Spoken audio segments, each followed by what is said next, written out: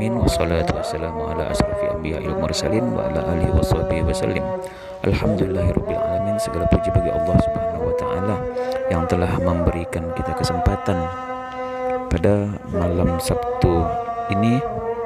Kita masih diberikan takdir oleh Allah Subhanahu wa taala untuk bisa hadir dalam majelis rutinitas setiap malam Sabtu. Semoga amal ibadah kita diberi oleh Allah Subhanahu wa taala dengan keistiqomahan. Maka daripada itu, marilah kegiatan rutinitas pada malam Sabtu ini, yaitu belajar bersama Ustadz Habibi bin Muhammad Al-Gadri, bisa mendapatkan rahmat Allah Subhanahu wa taala. Maka daripada itu, untuk supaya kita dapat berbagi ilmu kepada teman-teman, kepada keluarga kita dan kepada halayak ramai, marilah dukung channel MRN Kata Hati ini dengan mensubscribe-nya serta membagikan, share kepada teman-teman kita, kepada handai taulan, agar kita sama-sama mendapatkan manfaatnya. Jangan lupa komen dan like-nya. Semoga Allah Subhanahu wa taala memberi kita keberkahan hidup dunia dan akhirat. Marilah kita dengarkan penuturan beliau dengan seksama.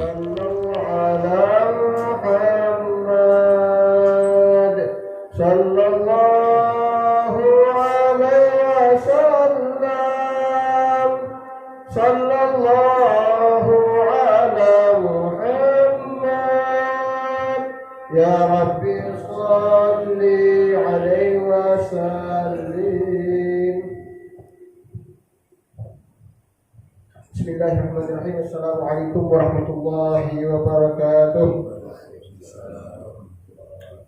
Alhamdulillah, nasta'inu nastaghfiruh wa na'udzu billahi min syururi anfusina wa min sayyiati a'malina.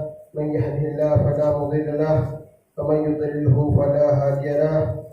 Asyhadu an la ilaha illallah wahdahu la syarika lahu wa asyhadu anna sayyidina Muhammadan abduhu wa rasuluhu la nabiyya ba'dahu.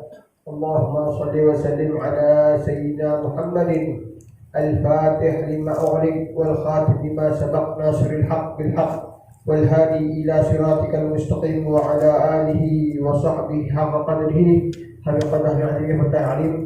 Nawaitu ta'alluma wa ta'lima li fadil istifada wal hasa ala tamassuk bi kitabillah wa sunnati rasulillah wa jilatul dawud al khair. Rabbi syrah li sadri wa yassir li amri wa hlul 'uqdatam min lisani yafqahu qawli. Rabbana zidna 'ilman nafi'an warzuqna fahman shadiqan bi rahmatika ya arhamar rahimin. Bijahin nabi wa alihi wasallam wa ajma'in wa la hawla wa la quwwata illa billahi al-'aliyyil azim. Ya Fattah alim, ya Allahumma shalli ala sayyidina Muhammad wa ala ali sayyidina Muhammad. Ikhwan rahimakumullah. Alhamdulillah, segala puji bagi Allah Subhanahu wa taala yang memberi nikmat rahmat. Segala alhamdulillah kita masih diberi kesempatan oleh Allah Subhanahu wa taala untuk bernafas pada kesempatan kali ini, untuk taat ibadah kepada Allah Subhanahu wa taala. Maka kita bersyukur kepada Allah Subhanahu wa taala. Salawat salam kita aturkan, kita tentukan dan sehingga kepada Nabi Muhammad sallallahu alaihi wasallam, kepada para keluarga, para sahabat, para keluarga, para pengikutnya sampai akhir zaman. Maka kita mohon kepada Allah Subhanahu wa taala agar Allah Subhanahu wa taala menjadikan kita sampai akhir kita sebagai pengikut setia Nabi Muhammad sallallahu alaihi wasallam. Amin Allahumma amin. Ikhwani rahimakumullah. Alhamdulillah, sekian berapa kali perjumpaan kita. Alhamdulillah, hari ini sampai kita sampai kepada intisari daripada perkumpulan kita bahas. Jadi yang perlu saya sampaikan juga, yang pernah saya sampaikan, saya kembali lagi. Jadi perlu kita ketahui semuanya bahwasanya para ulama membagi tasawuf itu terbagi daripada dua bagian. Ada namanya tasawuf falsafi, ada namanya tasawuf akhlaki. Maka kajian kita, pertemuan kita kali ini banyak. Kalau falsafi itu tasawuf falsafi, kalau orang-orang tua kita dahulu lebih kepada belajar mereka itu sifat 20 daripada sifat 20. Mereka kata bagaimana membahas sifat-sifat Allah Subhanahu wa taala. Walaupun banyak ya sifat Allah Subhanahu wa taala, maka ulama di antaranya Al-Mufti Betawi Al-Habib Uthman bin Aqil bin Yahya, beliau mengarang kitab namanya sifat 20. Sifat kitab yang tidak asing di kalangan orang tua kita.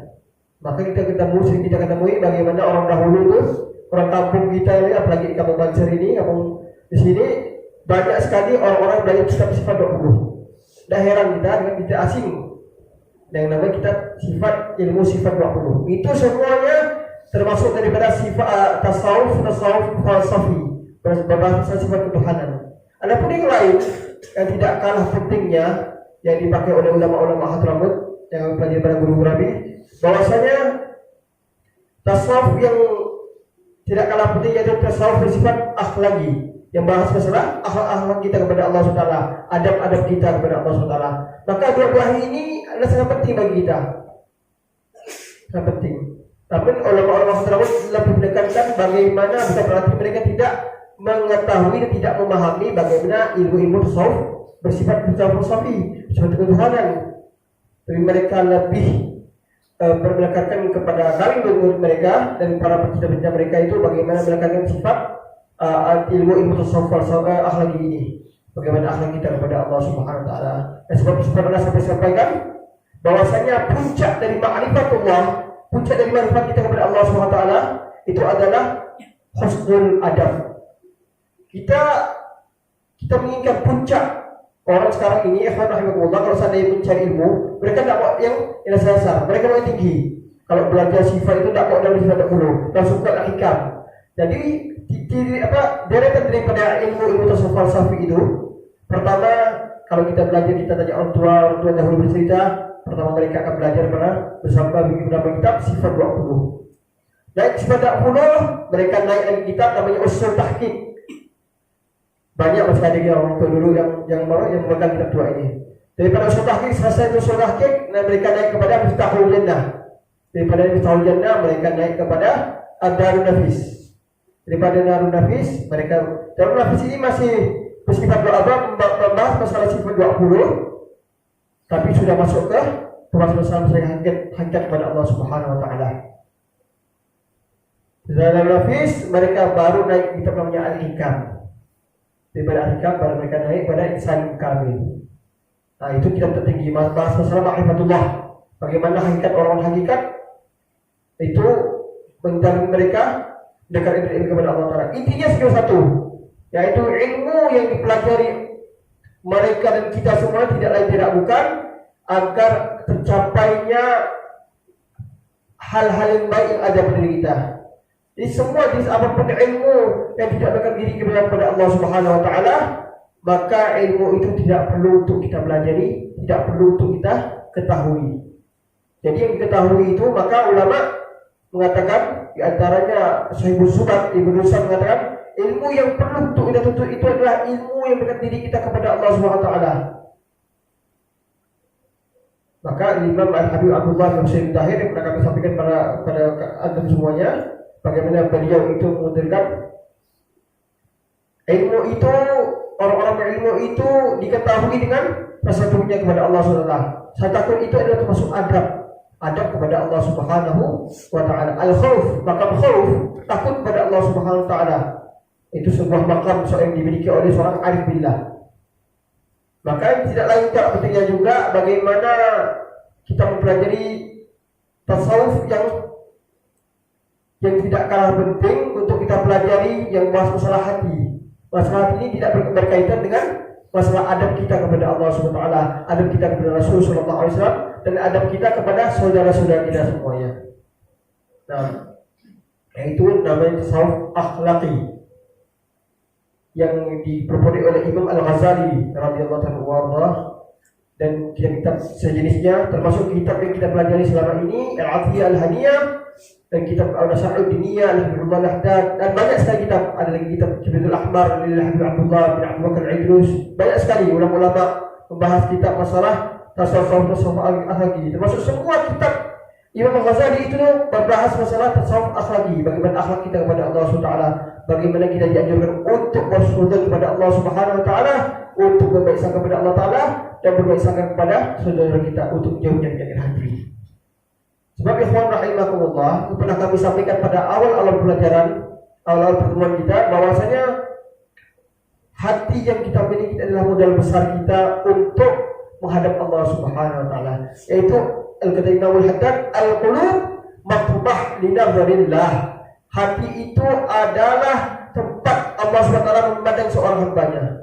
Dalam hadis Nabi SAW mengatakan, innallaha la yanzuru ila suwarikum walakinnallaha yanzuru ila qulubikum wa a'malikum. Allah Subhanahu wa taala tidak memandang daripada bentuk kita, apa kita ganteng ataupun jelek, kita hitam ataupun putih, kita besar ataupun tinggi. Allah tidak SWT pandang semua. Walakinnallaha yanzuru ila a'malikum wa qulubikum wa a'malikum. Sementara kata Rasulullah SAW, Allah Subhanahu wa taala itu melihat daripada amal kita, daripada hati kita. Hati inilah modal besar kita untuk menghadap Allah Subhanahu wa taala. Banyak sekali firman Nabi sallallahu alaihi wasallam bagaimana mementingkan masalah hati ini, Allah. Sebab hati ini yang pernah kami sampaikan pada pertemuan lalu, bagaimana hati ini modal besar kita. Apabila hati ini kotor, maka akan kotor semuanya. Kotor daripada perbincangannya, kotor pikirannya, kotor daripada ucapannya, semuanya kotor. Amal juga kotor. Kenapa? Sebab tadi sumber daripada suatu, kalau ibarat orang ulama itu guru-guru kita sering katakan, kalau air teko itu akan mengeluarkan isinya. Kalau isinya kopi, keluarnya kopi. Kalau keluar isinya air putih, ya keluarnya air putih. Maka hadirin rahimahullah, di antaranya dalam Al-Quran Allah SWT berfirman, untuk mendekatkan kepada kita, menggambarkan kepada kita, memberikan kepada kita, lebih yang saling mengecam kepada kita. Bagaimana Allah katakan dalam Al-Quran, yauma la yanfa'u malun wala banun illa man atallaha biqalbin salim. Hari kata Allah Taala, dan kelak di yaumil qiyamah tidak akan bermanfaat mal, harta, wala banun, dan anak. Ini dua sesuatu ini adalah yang paling diidamkan oleh hamba Allah SWT, kita sebagai hamba Allah Ta'ala. Pemberian Allah Ta'ala mal daripada harta dan anak adalah kebanggaan. Ini, jadi kehidupan di dunia kita ini Allah hiasi dengan pemberian-pemberian, yaitu pemberian daripada Allah Subhanahu Wa Ta'ala. Di antara sekian banyak daripada kita yang kita banggakan sebagai hamba Allah Ta'ala di dunia ini adalah harta dan anak. Namun saya semoga disayang, yang Allah berikan daripada harta dan anak ini tidak akan bermanfaat kata Allah Taala. Langsung Allah katakan, "Lau yaumul la yanfa'u malun wala banun illa," kecuali di dalam ayat, kecuali man atallaha, mereka yang datang, siapa yang datang kepada Allah Subhanahu wa taala biqalbin salim, dengan hati yang selamat. Siapa ini hati yang selamat? Yaitu hati Allah Subhanahu wa taala yang tidak memiliki, tatkala kembali kepada Allah Ta'ala, tidak memiliki rasa iri, dengki, sombong, dan semua penyakit hati yang menjadikan hati kita berkarat, yang hati kita berpenyakit. Seperti halnya orang-orang kafir dan orang munafik. Bagaimana dalam surah Al-Baqarah, di awal surah, Allah SWT menggambarkan bagaimana ciri-ciri orang munafik yang zahirnya Islam, tapi menampakkan menyembunyikan kufurnya kepada Allah Subhanahu wa taala. Apa kata Allah Subhanahu wa taala dalam surah Al-Baqarah? Fi qulubihim marad fazadahumullahu marada wa lahum 'adzabun alim bima kanu yakzibun. Kata Allah Subhanahu di hati mereka itu ada penyakit, fazadahumullahu marada, lalu Allah tambah penyakit itu dalam hati mereka, wa lahum 'adzabun alim, dan bagi mereka itu azab yang pedih. Di sini kita tidak menyamakan kita orang mukmin dengan orang munafik, tapi perintah Allah Taala menggambarkan. Kenapa Allah Subhanahu wa taala menggambarkan bahwasanya orang-orang munafik itu mereka punya hati? Maka disitulah garis bawah bahwasanya kita sebagai hamba Allah yang beriman agar tidak menjadi seperti mereka orang-orang munafik yang mana mereka itu punya hati yang sangat buruk, hati yang sangat bermasalah. Maka dalam surah Al-Baqarah di ayat pertama sampai ayat kelima itu Allah menggambarkan. Jadi ulama membagi surah Al-Baqarah di 10 ayat pertama itu. Pertama Allah menggambarkan bagaimana sifat orang beriman, sifat orang beriman. Kedua Allah SWT menggambarkan bagaimana Penggambaran orang-orang munafik.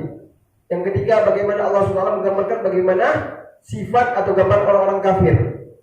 Maka dari itu kita beriman kepada Allah Subhanahu wa taala, hendaklah kita menjauhi hal-hal yang tidak diridhoi Allah Subhanahu wa taala. Maka ikhwan rahimakumullah, intisari daripada pertemuan kita pada kali ini, alhamdulillah, syukurillah, kami akan mengutip sebuah hadis Nabi sallallahu alaihi wasallam. Nabi Muhammad sallallahu alaihi wasallam mengatakan dalam hadisnya, ittaqullah haitsu ma kunta wa atbi'is sayyi'atal hasanata wa tamha bi khayril wa tamha bi khairin wa ittaqullah haitsu ma kunta wa atbi'is sayyi'atal hasanata wa khaliqin nas bi khuluqin hasan. Ini hadis pendek tapi mencakup keadaan-keadaan kita. Ada 3 pesan Nabi Muhammad sallallahu alaihi wasallam yang harus kita renungkan bersama kita ini. Nabi sallallahu alaihi wasallam mengirim kepada kita, ittaqullah haitsu ma kunta. Ini hadis populer sekali di kalangan santri. Kalau santri adalah santri yang belajar di pondok pesantren akan menemui hadis ini dalam kitab hadis Arba'in An-Nawawi, di hadis yang ke-7 atau ke-8. Kata Allah sallallahu alaihi wasallam, ittaqillah haitsu ma kunta. Bertakwalah kepada Allah Subhanahu wa taala haitsu ma kunta, dimanapun engkau berada. Di masjid takwa, di rumah takwa, dalam kamar takwa, pun di dalam tempat-tempat yang biasa kita masuk seperti tempat kita buang hajat, di toilet, kita juga dituntut Allah Taala untuk bertakwa kepada Allah Subhanahu wa taala. Jadi banyak sekali ikhwan rahimakumullah, kalau di masjid, masya Allah, seolah iman kita bertambah. Ya seperti itulah keadaan kita sebagai Allah Ta'ala. Kita ini orang awam. Maka begitu juga dengan sahabat Nabi Muhammad SAW. Nabi Muhammad SAW dan tiba-tiba menangis kepada Rasulullah SAW. Ya Rasulullah, saya telah munafik ya Rasulullah. Kenapa ya kata Rasulullah? Ya Rasulullah, saya ketika berada bersama engkau ya Rasulullah, kata sahabat Nabi ini. Ini sahabat Nabi ya Rasulullah. Sahabat Nabi ini pangkatnya lebih tinggi daripada kedudukan wali kutub sekalipun. Orang yang, karena apa? Kata ulama, karena sahabat Nabi Muhammad SAW itu, mereka itu mulia bukan karena diri mereka sendiri, karena mereka berkumpul dengan Nabi Muhammad, manusia termulia utusan Allah SWT, yaitu Nabi Muhammad SAW. Maka jadi mereka orang mulia, para sahabat Nabi Muhammad SAW. Mereka dicap oleh Allah SWT dalam Al-Quran Karim, dipuji oleh Allah SWT. Maka kata ulama, sahabat ini mulia sebab mereka bertemu jasad dengan jasad dan roh dengan roh. Jasad dengan jasadnya Rasulullah SAW bertemu jasad dalam hidupnya. Syarat sahabat itu kata ulama ada berapa hal. Yang pertama, mereka hidup di zaman Rasulullah SAW. Yang kedua, sahabat itu syaratnya mereka sampai meninggal tetap beriman kepada Rasulullah SAW. Dan yang ketiga, mereka berkumpul dengan Nabi Muhammad SAW.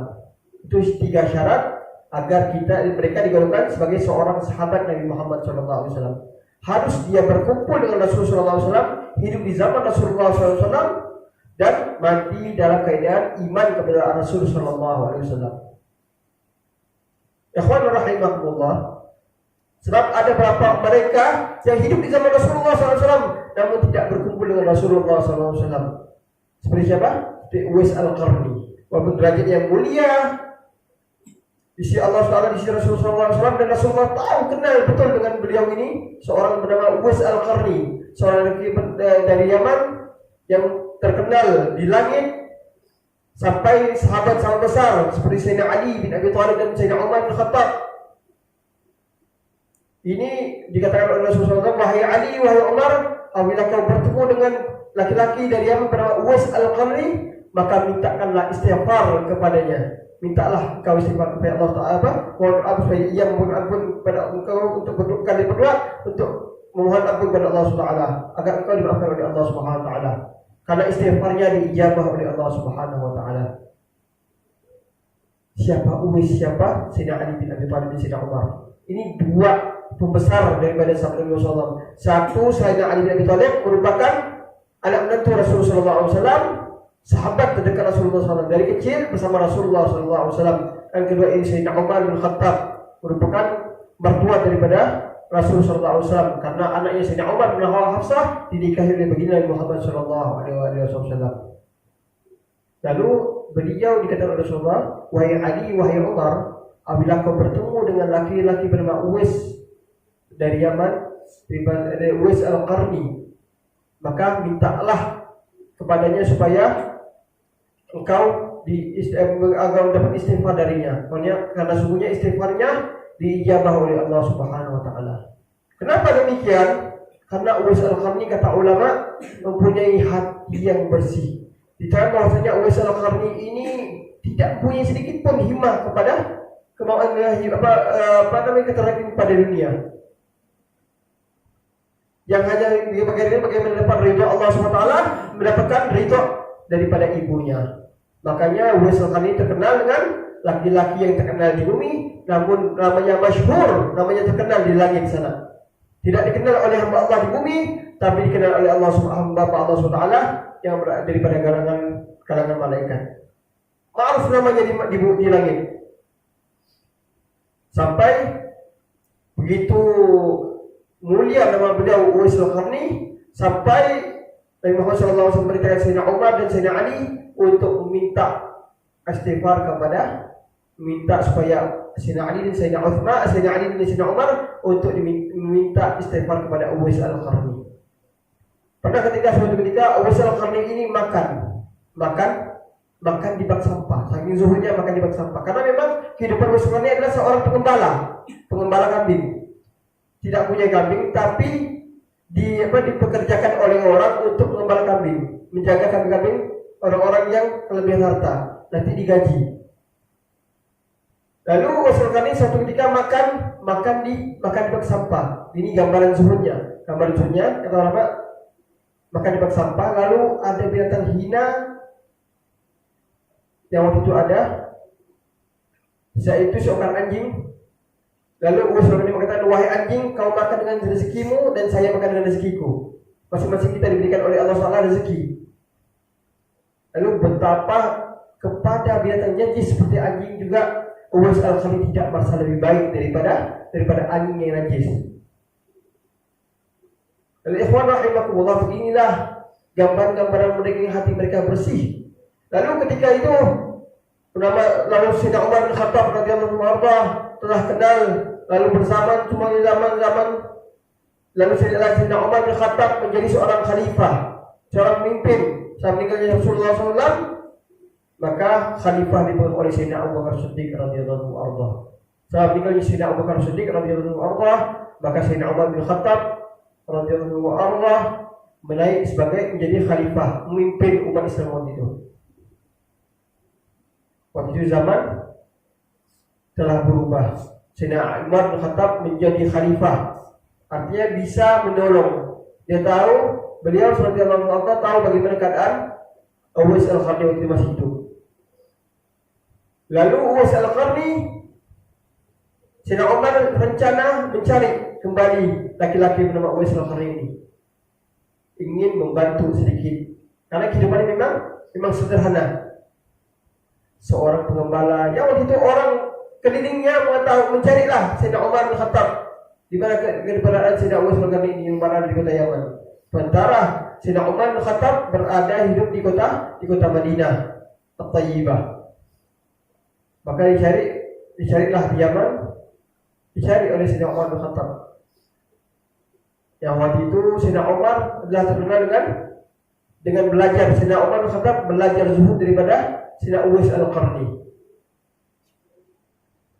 Maka dicari oleh Sayyidina Umar bin Khattab di Yaman, di daerah San'ah. Kalau tidak kami mendapati Sayyidina Uwais Al-Qarni ini hidup di daerah San'ah. Dicari waktu itu masuk di pertemuan Al-Qarn. Waktu Sayyidina Umar bertanya kepada orang-orang setempat, di mana rumah Uwais Al-Qarni? Maka orang-orang mengatakan, Uwais siapa yang kau maksud? Sementara orang umat Islam waktu yang ada di Yaman tidak mengenal ini siapa ini yang bertanya ini, yaitu Khalifah Sayyidina Umar bin Khattab. Uwais yang mana engkau maksud? Wahai saudara Arab,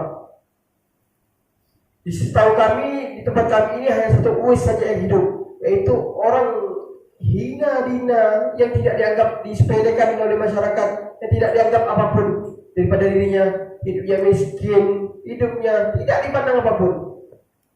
Tapi begitulah orang-orang yang mulia di sisi Allah Subhanahu wa taala, ya rahimakumullah, yang akan pernah kami sampaikan, ruba asy'atha madfa'an bil abwab law aqsama 'ala Allah la abarrah. Boleh jadi orang-orang hina dina di mata kita, tapi di sisi Allah Subhanahu wa taala mereka punya tempat yang makam yang istimewa di sisi Allah Subhanahu wa taala. Maka jangan sampai kita terlena dengan zahirnya kehidupan saudara kita, ikhwan rahimakumullah. Boleh jadi orang yang biasa saja kita lihat, mungkin kehidupannya biasa, tidak ada istimewa, tapi dia punya amal yang baik di sisi Allah Subhanahu wa taala. Setelah Allah Subhanahu wa taala mengangkat derajat mereka. Maka yang kita remehkan suatu yang kita pandang dengan mata yang zahir ini, ya rahimakumullah. Lalu dicari, ya itu yang kau maksud kata Sayyidina Umar bin Khattab. Tunjukkan saya rumahnya. Maka tunjukkanlah rumah Uwais Al-Qarni ini. Dapati posisinya Uwais Al-Qarni sedang mengembala anak-anak kambing di padang pasir. Lalu dicarilah Sayyidina Umar bin Khattab sampai menemui Sayyidina Uwais Al-Qarni. Lalu kata Sayyidina Uwais Al-Qarni, Sayyidina Umar mendapatkan Sayyidina Uwais Al-Qarni, bagaimana kabar engkau wahai Uwais? Karena Uwais Al-Qarni mengatakan, adapun keadaanku sekarang alhamdulillah saat ini, alhamdulillah wahai Umar, keadaan baik saja, alhamdulillah berkat Allah Subhanahu wa taala. Wahai Uwais, kata Sayyidina Umar, sekarang saya telah menjadi khalifah, pemimpin daripada umat Islam. Lalu Uwais Al-Qarni mengatakan, menasihati Sayyidina Umar bin Khattab agar memegang baik-baik amanah yang begitu besar di sisi Allah Subhanahu wa taala ini. Karena Uwais tahu bagaimana amanah besar dan tanggung jawab di sisi Allah Subhanahu wa taala menjadi seorang pemimpin. Dan bagi bentuk terima kasih Sayyidina Umar bin Khattab, Sayyidina Umar bin Khattab memberikan sebuah hadiah, yaitu uang emas, dari sekantong uang emas yang begitu banyak untuk Uwais Al-Qarni. Dan logikanya, kalau seandainya seorang rakus pasti diterima. Tapi Uwais Al-Qarni mengatakan, wahai Umar, sungguh di kantong saya ini sekarang ada berapa dinar dan dirham? Katakanlah 7 dinar dan 7 dirham. Ini 7 dinar dan 7 dirham ini tidak tahu saya mau gunakan, masih bisa saya gunakan untuk belanjaan saya, untuk keperluan saya, ataukah lebih dahulu saya kembali kepada Allah Subhanahu wa taala. Saya tidak tahu. Ini 7 dirham masih ada uang di kantong saya, wahai Umar. Saya tidak tahu. Begitu cekatannya Sayyidina Uwais Al-Qarni, dia sangat pantas, kata Sayyidina Umar bin Khattab, kalau kehidupan Uwais ini sangat mulia insya Allah SWT. Rupanya pikirannya selalu didorong dengan hal-hal yang berakhirat, tidak pernah sedikit dia terlena dengan kehidupan dunia ini. Padahal kalau bisa logika, siapa yang tidak mau uang begitu banyak, sekadar uang emas? Kita pun kalau dikasih tak mau nolak. Ikhwan rahimakumullah, Uwais Al-Qarni ini menjadi contoh sebagai kita bagaimana. Uwais Al-Qarni ulama ini kedudukannya tidak sampai sahabat. Dia sebagai tabi'in saja. Dikatakan maksudnya beliau juga seorang sayyid tabi'in, pimpinnya para tabi'in. Ada mengatakan sayyid tabi'in adalah Uwais Al-Qarni, ada yang mengatakan bahwa sayyid tabi'in adalah Imam Hasan Al-Basri. Dua-duanya orang mulia dimuliakan Allah Subhanahu wa taala, yang tidak lepas daripada makam-makam tasawuf, akhlaki dan falsafi. Mereka menguasai ilmu tasawuf, falsafi dan akhlaki ini. Yang tetapi bagaimana kita bagaimana ketakwaan mereka di sisi Allah Subhanahu wa taala. Bagaimana takwaan tadi yang kami sampaikan, bagaimana kita Uwais Al-Qarni yang mana himmahnya tidak ada sedikit pun masalah dunia, dan hatinya selalu diiringi dengan hati yang cemerlang, yang bersih. Kemudian juga bagaimana dengan Imam Hasan Al-Basri yang makamnya makam zuhud. Terkenal dengan Imam Hasan Al-Basri ini makam zuhud. Hasan Al-Basri termasuk Sayyidul Tabi'in. Yang kita garis bawahi adalah Sayyidina Uwais Al-Qarni. Uwais Al-Qarni ini makamnya tidak makam sampai makam sahabat. Kenapa? Dia hidup di zamannya Rasulullah SAW, namun tidak berkumpul dengan Nabi Muhammad SAW, sebagaimana halnya Sayyidina Umar bin Khattab dan Sayyidina Ali bin Abi Thalib kumpul bersama Rasulullah SAW. Dan kumpul di sini kata ulama, kumpulnya di dunia, di bumi, bukan di langit. Sebab ada juga orang-orang yang bertemu dengan Rasulullah SAW di langit dan beriman kepada Rasulullah SAW, yaitu Nabi Allah Isa alaihissalam. Nabi Allah Isa alaihissalam, kepada Rasulullah SAW, kita yakini sebagai hamba Allah Ta'ala bahwasanya Nabi Allah Isa sampai sekarang masih hidup di langit Allah Subhanahu Wa Ta'ala. Kalau Nabi Allah Isa dinaikkan oleh Allah Subhanahu Wa Ta'ala pada umur 33 tahun, yang Allah katakan dalam Quran Karim, wa ma qataluhu wa ma salabuhu walakin syubbiha lahu. Nabi Allah Isa itu tidak dibunuh, Nabi Allah Isa tidak disalib, tapi kan ada seorang murid beliau yang berkhianat yang diserupakan oleh Allah Subhanahu Wa Ta'ala. Maka inilah yang diyakini sampai murid Nabi Allah Isa yang berkhianat ini yang diserupakan oleh Allah Subhanahu Wa Ta'ala, yang disalib oleh Mu'tah Romawi itu, yang dikenal oleh saudara kita yang daripada kaum Nasrani sebagai Tuhan nama Yesus. Ikhwan rahimakumullah. Lalu Nabi Allah Isa alaihissalam kita yakin akan kembali turun. Nabi turunnya Nabi Allah Isa alaihissalam bukanlah menjadi nabi dan menjadi pengikut Nabi Muhammad SAW. Namun tatkala peristiwa Isra wal Mi'raj Nabi Muhammad SAW, Nabi Muhammad SAW bertemu dengan Nabi Allah Isa alaihissalam di langit yang kelima kalau tidak salah. Yang kelima bertemu Nabi Allah Isa alaihissalam. Lalu Nabi Allah Isa alaihissalam itu dalam keadaan hidup, sama seperti halnya para sahabat bertemu roh dengan roh, jasad dengan jasad. Ittifaq ulama bahwasanya Nabi Muhammad SAW melakukan peristiwa Isra wal Mi'raj dengan roh dan jasad. Lalu ketika Nabi Allah Isa, Nabi Muhammad SAW di perjalanan yang kelima bertemu dengan Nabi Allah Isa alaihissalam.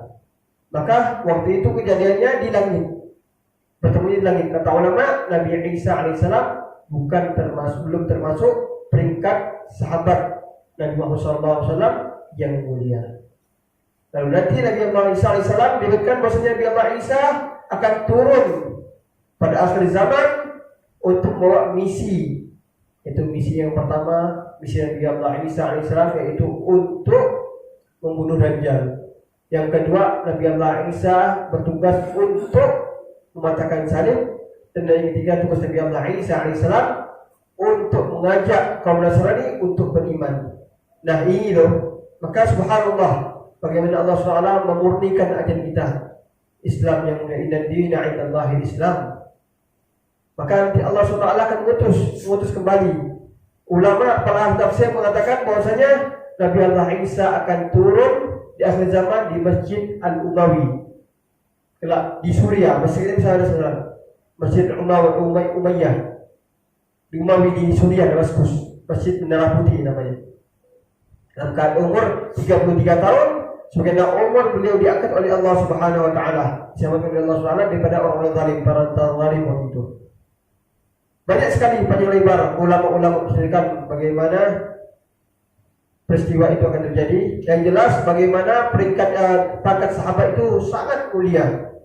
Bahkan Imam As-Suyuti dalam kitabnya beliau menyatakan bahwasanya peringkat sahabat itu lebih mulia daripada kutub. Orang yang bertemu dengan Rasulullah SAW, roh dan jasad, mereka mencapai makam kewalian 124.000 makam kewalian, lebih tinggi daripada, bahkan kata ulama, pangkat Sayyidi Syekh Abdul Qadir Al-Jani Rasulullah Syirah yang merupakan wali Kutubul Ghuth itu tidak ada apa-apanya dibanding sahabat Nabi SAW yang terendah sekalipun. Kenapa? Karena sahabat Nabi SAW merupakan manusia-manusia bagi Allah yang mulia. Apalagi bagaimana kedudukan Sayyidina Abu Bakar Siddiq radhiyallahu anhu. Bagaimana keadaan sahabat Nabi SAW, kedudukan sahabat Sayyidina Utsman bin Affan radhiyallahu anhu, Sayyidina Abu Bakar Umar bin Khattab. Bagaimana keadaan keadaan makamnya Sayyidina Utsman bin Affan. Mereka yang tidak kita ragukan lagi bagaimana keimanan kita kepada Allah Subhanahu Wa Ta'ala, yang mana mereka berjuang untuk umat agama ini sampailah kita mengenal agama Islam ini. Allahumma shalli wa sallim wa barik alaihi wa ala alihi wa ashabihi. Ikhwan rahimakumullah. Lalu kata Rasulullah SAW, dan juga ini hadis, ini diriwayatkan kepada sahabat, para Nabi mulia, manusia-manusia termulia, manusia yang dipilih oleh Allah Subhanahu wa taala. Radhiyallahu anhu wa radu'an dzalika liman khasyya rabbah. Ini ayat memuji bagaimana sahabat Rasulullah SAW. Jadi jangan sampai kita dengar kalau seandainya ada satu ajaran yang mana ajaran ini mengaku cinta dengan kepada ahli bait Nabi Muhammad SAW, namun mengecilkan kaum sahabat Nabi Muhammad SAW, sahabat-sahabat Nabi mulia yang berjuang bersama Rasulullah SAW. Karena banyak sekali ikhwan rahimahullah zaman akhir zaman ini, zaman fitnah, banyak sekali seolah-olah mengaku cinta kepada zuriat Nabi Muhammad SAW, namun mengucilkan sahabat Nabi Muhammad SAW.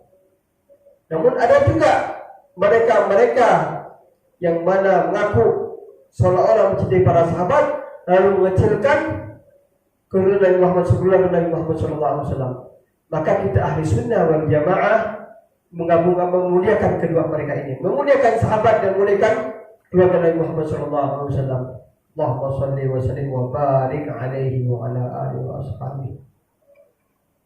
Maka kita sering lihat kalau salawat itu yang baik gimana? Allahumma salli wa sallim wa barik alaihi wa ala alihi wa sahbihi. Jadi dapat dulu ya, dapat keluarga Nabi Muhammad SAW, dan kita juga menjaga keluarga Nabi Muhammad SAW, sahabat Nabi. Karena kata ulama Ahlussunnah wal Jamaah, sungguhnya Islam yang kita anut, agama dari Allah Ta'ala ini punya dua fondasi. Ada dua fondasi yang sangat berpengaruh terhadap Islam kita. Apa itu? Yaitu cinta kepada keluarga Nabi Muhammad SAW dan cinta kepada para sahabat Nabi Muhammad SAW. Tidak boleh kita petak-petakkan, tidak boleh kita pisah-pisahkan.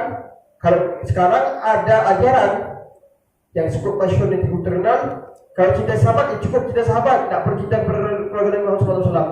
Kalau cinta kepada keluarga Nabi Muhammad SAW ya cukup cinta kepada keluarga Nabi Muhammad, tidak perlu cinta sahabat. Nah, kita harus jamaah yang dua-duanya menghargai orang-orang semua yang berkaitan dengan Rasulullah SAW harus kita muliakan. Pun majlis kita di ikhwan rahimakumullah, kalau kita kaji secara akal logika, terlihat pun majlis kita seperti ini, seperti hal-hal yang berwaktu. Tapi karena majlis ini diajukan oleh Nabi Muhammad SAW, hadir majlis ilmu, hadis majlis ta'lim, hadis majlis zikir, ini semuanya perintah Nabi Muhammad SAW dan Rasulullah SAW yang mengajarkan, yang mencontohnya berbeda. Maka jadilah majlis kita ini majlis yang mulia yang dibanggakan oleh Allah Subhanahu wa taala, dibanggakan Rasulullah SAW. Apa hanya nunggu antara maghrib dan isya? Kalau logika kita seperti waktu, tapi tidak halnya itu, karena hal-hal seperti ini telah dicontohkan dan dilakukan oleh Rasulullah SAW. Maka jadilah, kalau seandainya kita Allah buka semua ikhwan rahimahullah sir yang ada bermajlis seperti ini, maka majlis-majlis kita ini akan dipenuhi oleh hamba Allah Subhanahu wa taala. Apa kita sadari mungkin ada hamba Allah Ta'ala yang hadir dari kalangan bangsa malaikat kalangan jin muslim. Betul bagaimana banyak daripada hadis Nabi Muhammad SAW, rahmat yang Allah curahkan. Orang yang hadis ilmu itu lebih baik daripada sholat 1000 rakaat setiap malamnya. Orang yang hadis majlis ilmu kata Nabi Muhammad SAW itu lebih baik daripada memberi makan 60 fakir miskin. Orang yang hadis majlis ilmu itu lebih baik daripada memerdekakan budak-budak hamba sahaya. Begitu banyak sekali, begitu hebat, begitu mantap Nabi Muhammad SAW menceritakan kepada sahabat. Makanya Nabi Muhammad SAW mengatakan kepada para sahabat Nabi Muhammad SAW, di antara riwayat daripada hadis daripada Sayyidina Abu Hurairah. Jadi Abu Hurairah pernah suatu ketika mengatakan kepada orang-orang di pasar itu, wahai umat Islam, wahai umat Islam, apa yang kau lakukan sekarang di pasar ini?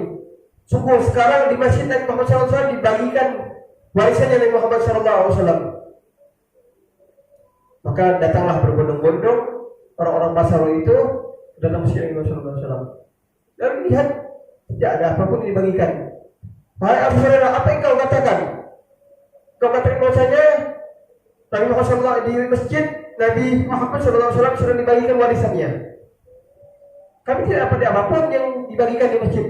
Hanya kami lihat ada orang zikir, kumpul-kumpul di masjid, zikir, mereka membaca zikir, mereka membaca Al-Quran, mereka membahas masalah halal dan haram, mereka kumpul-kumpul untuk meningkatkan takwa mereka kepada Allah Subhanahu wa taala.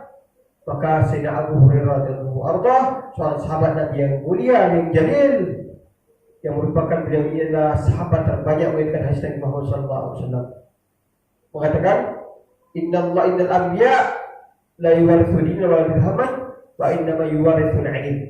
Sesungguhnya para nabi, para rasul itu tidak mewarisi harta dan benda, mereka itu mewarisi ilmu. Lalu kalau yang kau lihat itu orang-orang duduk dikumpul di majelis, mereka mendengarkan kalimat Allah, kalimat zikir, mereka berzikir kepada Allah Subhanahu wa taala, mereka mendengarkan hal-hal yang menambah pengetahuan mereka kepada Allah taala, mereka mendengarkan hal suatu ilmu yang bersandar semua pada Allah Subhanahu wa taala, bersandar kepada Nabi Muhammad sallallahu alaihi wasallam. Itulah hakikatnya warisan Nabi Muhammad sallallahu alaihi wasallam. Alhamdulillah ikhwan rahimakumullah, kita masih istiqamah duduk di ilmunya Rasulullah sallallahu alaihi wasallam. Mudah-mudahan dengan duduknya kita pada kesempatan kali ini bertambah iman kita kepada Allah Subhanahu wa taala, bertambah takut kita kepada Allah Subhanahu wa taala, dan lebih penting kita dikumpulkan dalam Muhammad sebagaimana Allah Subhanahu kumpul kita masjid yang mulia ini. Allah Subhanahu wa taala kumpul kita di surga Allah Subhanahu wa taala bersama pimpinan para nabi yang mursalin, itu Nabi Muhammad sallallahu alaihi wasallam. Allahumma amin. Lalu sebelum tutup hadis Nabi sallallahu alaihi wasallam tadi dengan ittaqillaha haitsu kunta wa atbi'is sayyi'atal hasanah, dan iringilah sayyi'at keburukan kita hasanah dengan kebaikan. Kita di antara kita tidak ada satupun kita selamat daripada kejelekan. Semua punya kita punya kejelekan. Tidak ada satupun yang bisa kita elakkan dengan daripada kejelekan. Namun kejelekan itu bisa kita tutup dengan kebaikan-kebaikan. Semuanya kejelekan itu akan terhapus dengan kebaikan kita semuanya insyaallah taala. Maka kita lazimi kebaikan, ketaatan kepada Allah Subhanahu wa taala, dan kita doa kepada Allah taala agar Allah taala menerima semua ketaatan kita. Allah jauhkan daripada keburukan kita semuanya. Allah tutup ayat kita semuanya. Allah bihaya Allah bihusnul khatimah.